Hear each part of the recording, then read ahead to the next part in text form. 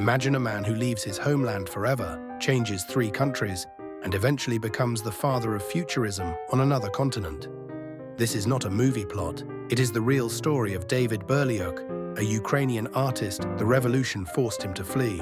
First, Vladivostok, where he finds refuge among the Ukrainian diaspora. Then, a 20-day journey to Japan. But even there, he stays for only 2 years. His path leads to America. The first years are a struggle for survival.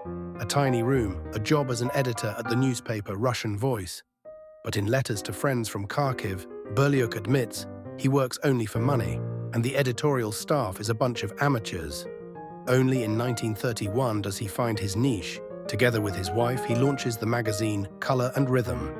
There he publishes his own poems and paintings, first in Russian and then in English.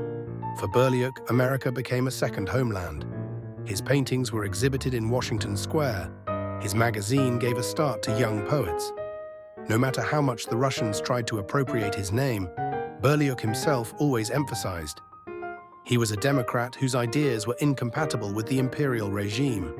His story is not just the biography of an artist, but an example of a person who built his future despite the circumstances.